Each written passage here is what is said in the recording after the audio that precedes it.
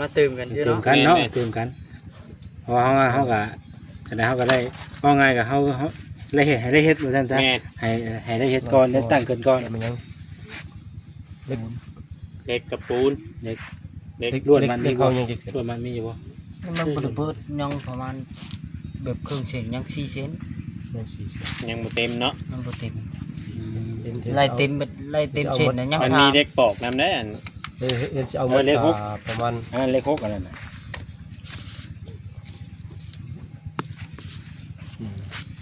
ไปเบิ่ง ตาเล็กๆนี่เอาเศร้าสิเลย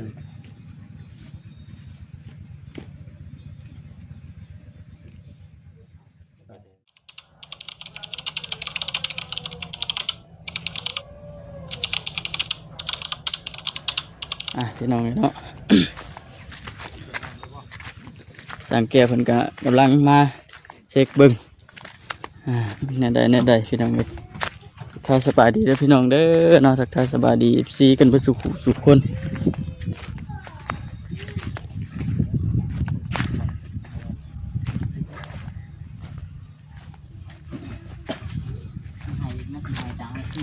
ไม่เอาติดคือลี่แท้อยู่เฮดลี่อยู่บนโฮม สบายดีเด้อ สบายดี สบายดีมื้อนี้เป็น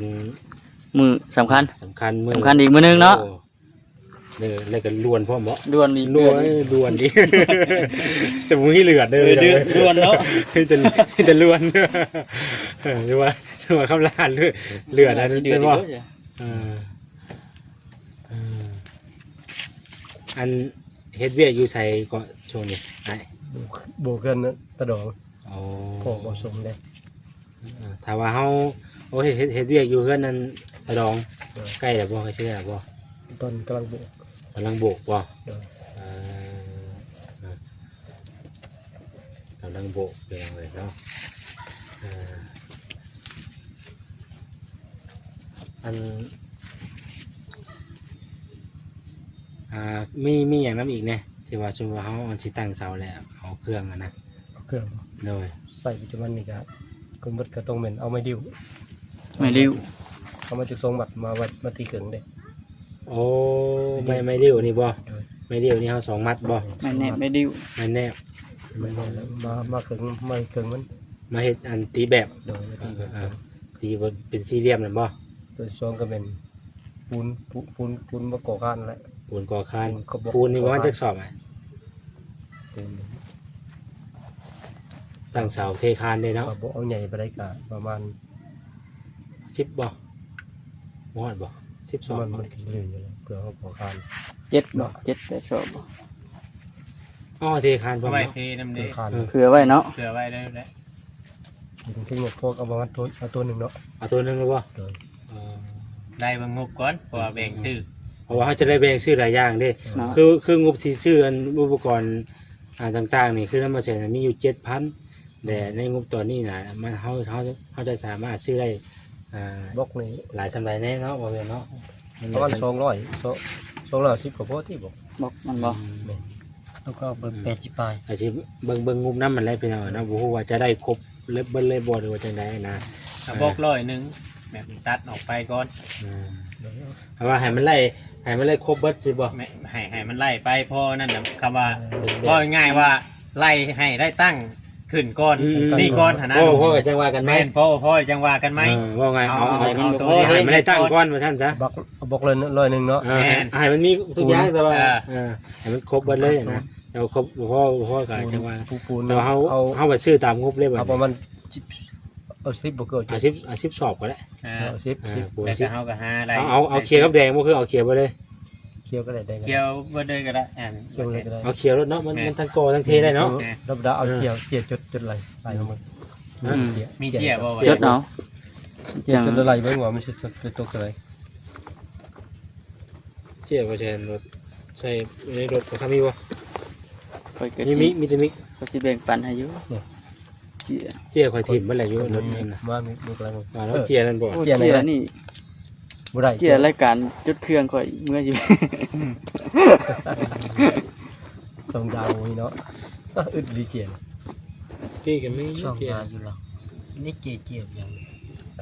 อยู่หลังบ้าน หายกันก็ได้ อืม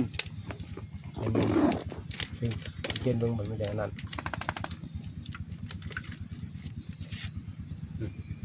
หายได้ไงกันโอ้ยขาด มาเสร็จพวกพาดังกะติว มันเวลามันเจ้านะเนาะยังแค่จากมื้อ 3 มื้อบ่ ที่29บ่ ประมาณนั้นแหละมื้อนี้ที่20จะได้26บ่ มัน 70 ชีวิตค่ ยัง3 มื้อเนาะ9 มื้อนี้ชีวิตค่ำ มื้อนี้ เจ็ดเสาร์ มื้อนี้วันที่26ก็ได้เหมือน ำชีวิตมือวันที่ ยัง3 มื้อคือลุงว่าน่ะ เข้าพรรษาเนาะ แม่ แม่น โอ้ บ่ ฉันว่าได้ก็สิอันได้ว่ามันจะเบิดเท่าใดพี่น้องเอ้ยเนาะจะได้อย่างนั้นแน่ เอาดินบล็อกร้อยหนึ่งบ่ ประมาณนั้นแหละครับว่าพอมีตัวเก่าแล้วก็เฮาก็ถ้ามันบ่พอก็จังคอยว่า มาตื่มกันอยู่ ตื่ม เนาะ กันเนาะ แม่น ตื่มกันเพราะว่าเขาก็จะได้เขาก็ได้ว่าไงกับเขาได้เฮ็ดให้ได้เฮ็ดบ่ซั่นซะ แม่น ให้ได้เฮ็ดก่อนได้ตั้งเกินก่อน มันยัง เล็กกับปูน เด็ก เล็ก ล้วนมันมี เล็ก บ่ เขายังเด็กเสร็จ ล้วนมันมีอยู่บ่ มันบริเบิดยังประมาณแบบครึ่งเซนยัง4เซน ยังสี่ ยังบ่เต็มเนาะ มันบ่เต็ม เห็น ไล่เต็มเซนนะยัง มัน ชา มีเด็กปอกนำได้อัน เห็นจะเอามาประมาณ อันนั้นเลข6อันนั้นน่ะ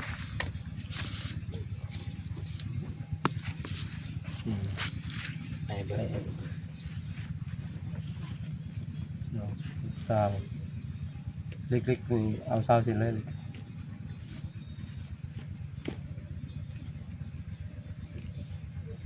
ว่าจะอย่างนี้ฮู้รายการนะว่าฉันจะเอาบินตัวนี่น่ะ เล็กเศร้าเสร็จ ให้เพิ่นเบิ่งเนาะ ไล่ราคาก่อนบาท แม่ ให้ว่าเงินเฮาจะพอ เอ บ่ อดีจำได้เนาะ ตกเท่าไหร่ เอา เท่าไหร่ หลายอ เนาะ ย่างเนาะ แม่นๆ เออ หลายอย่างเลย เกินงบมาบ่ดิ มันเกินงบเฮาก็ตัดออกอันใดหนึงเนาะ โดย แบ่งออกแล้วเนาะ คือเฮาก็ตัดอันใดหนึงอ อื อกอี ม ก ต้องปะแล้วอันใดหนึง เนาะเองเนาะ แม่น พอก็โอเค กระดาน มันยังสมมุติว่ามันพอบ่ได้ยังเดือนงบเฮาก็เอาเพิ่มบล็อกกันเลยเนาะ แม่น มันยังเดือนนะบล็อกกันมาเลย จะเปะเด้อเยอะทางช่างเพิ่นไล่กัน มันก่อ2ก้อนนี่ เขียวเขียว12เนาะ แม่น เจอปูนอาทิตย์ก่อนก็ได้ลุงแต่มันบ่พอบานเฮาเทคานเทหยังเดี๋ยวเฮาจังฝากกันอีก เอา เฮามาก่อกันเด้ เอาอันนี้ปูนก็ได้แล้ว เล็กก็ได้แล้วเล็ก2เล็กได้แล้วลวดมัด อืม ลวดมัดตัว แม่นนั่นแหละ ตัวน้อยเนาะ มันหนึงก็ได้ ลวดนี่ได้ซะ เอาไว้ มันบ่พอ เอามันหนึง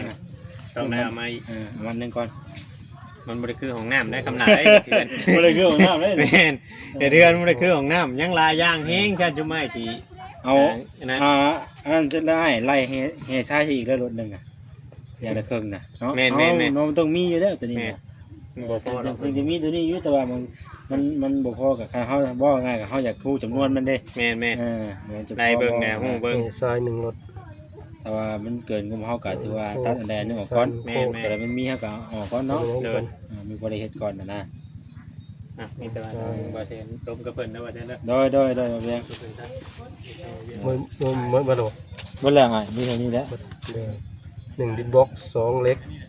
เทคาน3เล็กปอก4ปูน5ลวดมัด6แห่ทรายมืดแล้วตัวประกันใหญ่เนาะมีไม้ดิ้ว ไม่ได้2เกือบลืมแล้ว ไม้ดิ้ว มีแต่ว่าพังเบิ่งรายการมันสิเบิดเท่าไหร่เนาะ โอ้อยากฮู้คือกายกรุ๊ปเลยว้ายก่อย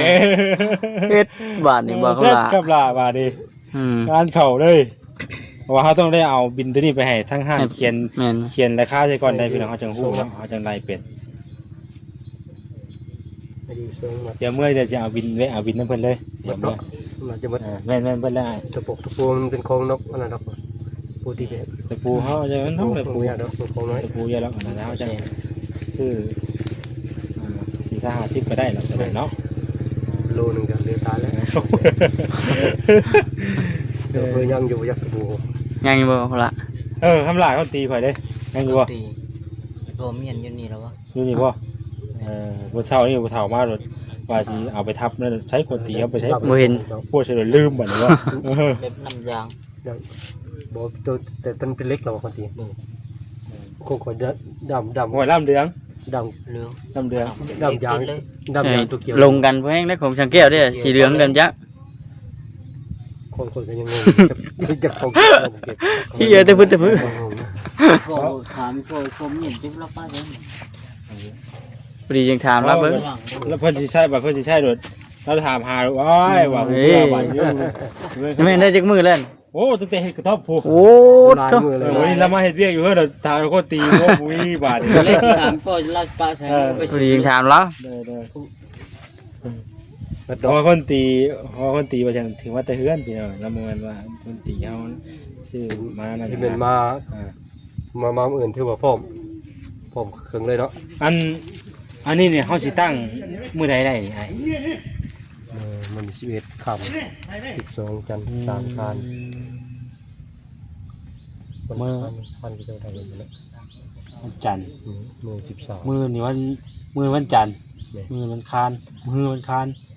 มื้อปกติมื้อหยังเฮามื้อใดอันที่ว่าเฮาษา 14เนี่ย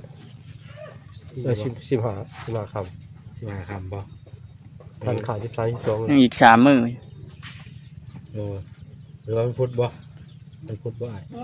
พุทธเนาะพุทธงามเนาะให้พุทธบ่ได้พุทธ14ค่ำ ก็พอดีมื้อเข้าภาษาได้บ่ ถึงเอาวันคันนะวันคันเลยเอาวันจันทร์นี่เป็นยัง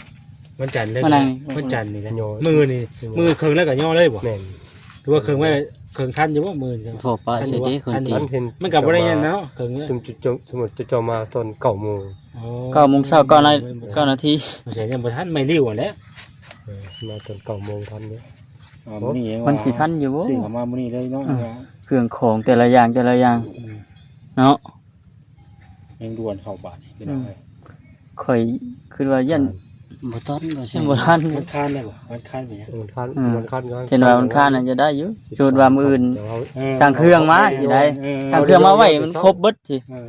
สมมุติว่าเฮามาควบคุมไว้ก็ดีมื้ออื่น เฮาเตรียมไว้ มื้ออื่น มื้อเฮายกเลย แม่ แม่นแท้เอามื้อวันคานซะเนาะ วันคันแต่เช้าเฮามาโยนแต่เช้า เป็นมื้อแข็ง เป็นมื้อ13ค่ำหันดีเด้มื้อ13 ดีป่ะ แข็งเนาะ ไม่นะ 13ค่ำเด้ เป็นมื้อแข็งดิ จันทร์มันเอาแน่บาดนี่ น่ะแสดงต้องเอามื้อแข็งไงเนาะ เจ้าถามนั่นเนาะถามเบิ่งอันถามมันแม่ป้าน้องเบิ่งอีกเพิ่นเห็นเพิ่นโอเคนะบ่วันทานสินะ ก็ถามกันแล้วแต่อ้ายแล้วแล้วแต่ เห็นตามตำรามันก็13ค่ำดี บ่ต้องคานบ่ดี ๆมันคันข้างกระยะเขาเอาเวลาแต่เช้า แล้วมันคานแล้วไอ้ โย ได้แล้ว เห็นมือนี่ควบคุมได้อยู่ พอดีเลยจังหวะได้เฮาได้จังหวะเลย มันก็ได้โอกาส เครื่องท่านนั่น สร้างเครื่องกันแหล้ว ตอนแรกเขามาควบคุมก็ได้ตอนแรกควบคุมที่กันเตือนไว้เรียบร้อยแล้วแต่ แม่น เช้าวันการเรามาโยแต่เช้า โดยไม่ต้องเอาเส้น ยา เนา มาเนาะ เอานั่นก็ได้ตามนั้นแหละเนาะ โดย ประมาณนั้นเลยมีแต่ว่ามื้อแหละค่อยในมื้อน่ะว่าแซนสิสร้างเครื่องเข้ามามื้อสร้างเครื่องเข้ามาเพราะว่ามื้อนี้มันก็ค่ำนะเนาะพี่น้องบางเทื่อเดี๋ยวมื้อนี่สิแวะหาแล้วก่อนแต่มื้อเช้าเจ้าไปส่งให้ข่อยสินะ เนาะ นั่นนะ เออ อยากไว้ให้คันอยากนานให้เล่นเนาะ แม่น เข้าใจบ่ เดี๋ยวไว้ข้าน อยากนานให้เล่น คำลาโอ้ดีใจนะคำลาเด้อพี่น้องเด้อเราจะได้เฮือนแล้วโอ้ย ใจนั่นแหละตะกี้ว่าสิบ่ได้เนาะ ตะกี้ โอ้ได้ตั้งไว้คิดไว้ยังดีได้เนาะ ว่าสิเป็นหนี้สร้างแก้วไว้กับโอ้บ่กล้าได้จังนี้เนาะ จักยามใดสิจุบดิ เนาะดีใจนะเพิ่นหลายเนาะพี่น้องเอ้ยก็เป็นปวดไปจ้ะจังได๋ก็ ฝนตกเลย มานี่เด้อน้อยเนาะ เอาคำลาฝนตกเลย ไปจ้ะขอมุกขอบใจหลายได้เด้อ ส่วนพี่น้องเนาะเอาดิเป็นมื้ออื่นพี่น้องเนาะมื้ออื่นน่ะแม่นเราสิมาขุดขุมไว้เขียนตั้งเสาเป็นมื้อวันค้านพี่น้องเนาะ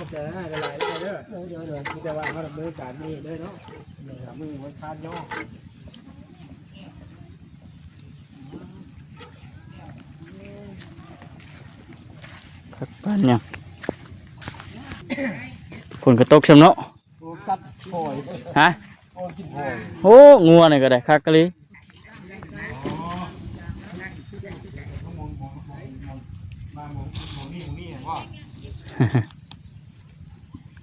หุ่นว่าเขาลาวอย่างได้มาอีกเลยผลึก ตัวกิโล เป็นพวงอยู่เนาะอ๋อ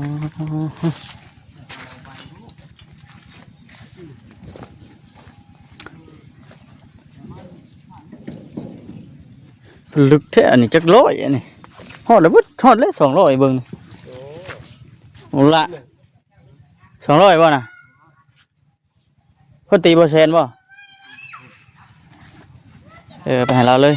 เบิ่งดูเบิ่งมาเบิ่งสองตัวต่อพันอันนี้ 200ต่อ บ่พูดว่า200ต่อ80 200ต่อ80,000 200ตัว แม่น ใส่ชั่วเนาะ200ตัวเนาะ งัวกับพ่องัว หย่ามีบุญบ่หย่าบ่กินกันพ่อยโอ้มันแซ่บนะเบิ่งนี่บ่เจ็ดเอ้ยแม่นบ่รายการของเจ้าบ่ตัวนี้เอานับเอาไหมโธ่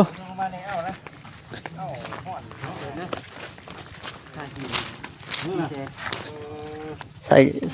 ส่ให้อีกพอดีเป็น4แสนเลย แม่เนาะพอแล้วเด้อพอแล้ว ใหญ่เนาะ ดีจ้ะ โอเคพี่น้องเอ้ยคลิปนี้ก็จบกันเด้อสบายดี